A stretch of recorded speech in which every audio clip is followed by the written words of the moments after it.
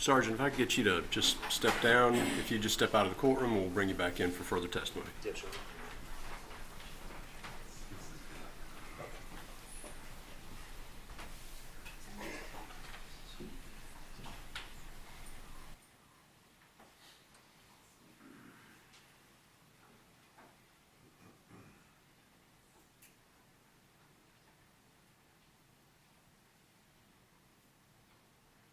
Okay, somebody give me a little context here. Sure. At this point in Well, time, hold on. Maybe the better way to do it. Let me explain what I understand. And I can say. So Travis McMichael's statement, I'm guessing, is not being used because there's too many issues to work through with Bruton that it's just not being used. Is that correct? yes, Your Honor. Yesterday morning, we informed the defense that we had made a decision not to tender or present any statements of Travis McMichael once they informed us that they basically wanted the entire thing in for rule of completeness. And we made the decision and informed them we're not tendering in Travis McMichael's statement at all, as currently right now hearsay. I talked with Mr. Rubin this morning and I said, listen, I don't even want to go into the fact that he went ahead and interviewed Travis McMichael because we're not tendering it in. Because now the jury is looking at us like we're hiding his statement. And my fear, of course, is that, I'll back up. The state's a little frustrated because the state has endeavored to communicate to the defense that we were not going to put this in. In fact, this morning I told Mr. Rubin, I'm not even going to ask this witness about Travis McMichael's statement at all. I'm going to just strictly have him on the stand to talk about Greg McMichael. I informed them of that, and I was told that's fine. We can recall him at a time if it becomes necessary if Travis McMichael takes the stand. So at this point in time, having not gone into it, the state's fear is that it appears to the jury that, oh, there's this statement of Travis McMichael out there, and I've been put in the position of having to object about the contents of it and tell them we're not tendering it, which of course makes it look like the state's hiding this statement from them when that's not the intention. The state's been put in an awkward position. The state would like a curative instruction, and that's what we're asking for. Okay. So, as I understand it, the state asked to put in certain statements of Travis McMichael. We responded and said we think this helps the rule of completeness. They chose not to put the statement in, and I'm not offering any of his statement. I'm not going to say anything that Travis McMichael said, although there are probably some exceptions under excited utterance. I'm still not putting those in. That being said, the state's decision not to tell the jury that he was even interviewed, that's on them.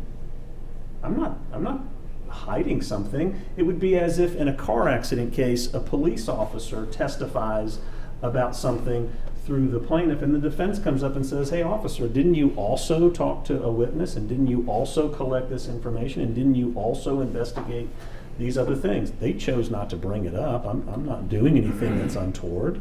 I'm simply informing the jury that, number one, he was interviewed. Number two, certain conduct and behavior was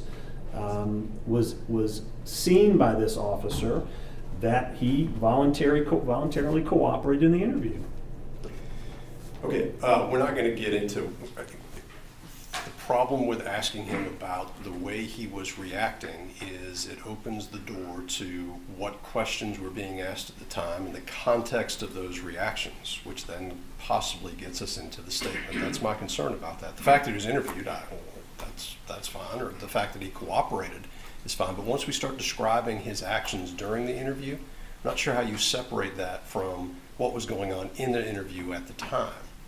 He appeared stressed. He was speaking quickly. Those are my questions. In an hour-long interview, at what point during the interview, what was he being asked about?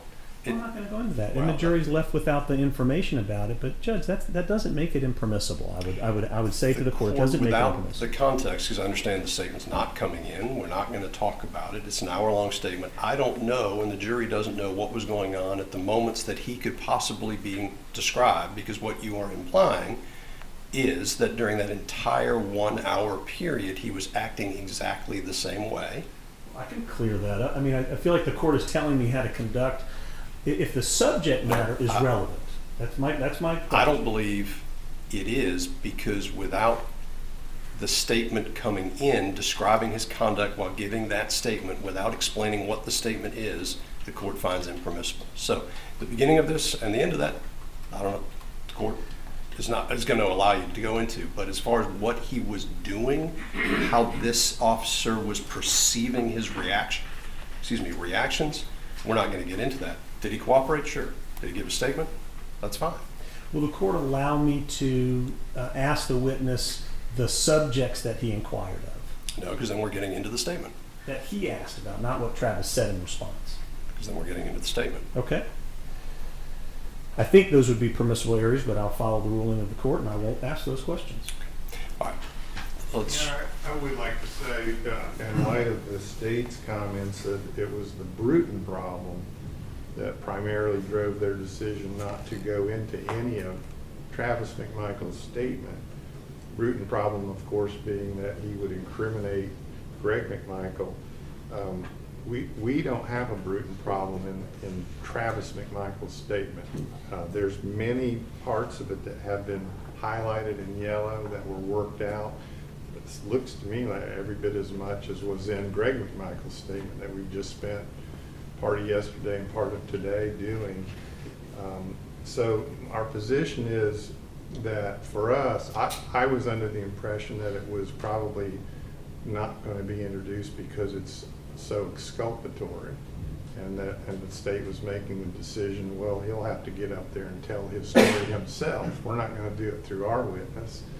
But if it's a Bruton problem, then any issue we have made before regarding Travis McMichael's statement with respect to Bruton, we withdraw.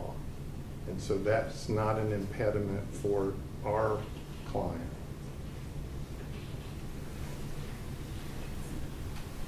Well, that may cure it for the state, and they may want to get back up and do it, but I don't know Your where we Honor, are. Travis McMichael's statement is hearsay. It would come in if the state chose to tender it as the statement of a party opponent. The state is choosing not to tender it as a statement of a party opponent. So none of those issues apply. It's the state's decision not to tender in that hearsay under that exception. But it sounds like it doesn't change where the court is on it. Yeah, and I would ask the court, there's no need for a curative instruction at this point. Yeah, we're just going to bring the panel Also, back in. real quickly, Judge, I was also going to ask him whether or not Travis demonstrated positions with how he was holding the firearm. And that demonstration, again, I thought would be not a statement, but just in response to the question of how he demonstrated certain things for him. That he cooperated, he demonstrated, he spoke, those kinds of things. Yeah, no, that's the court would be consistent.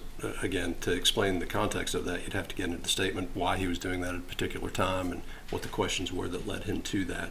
So again, that gets into the statement itself. So I will not do it based on the court saying I may not do it. I cannot do it. Correct. Okay.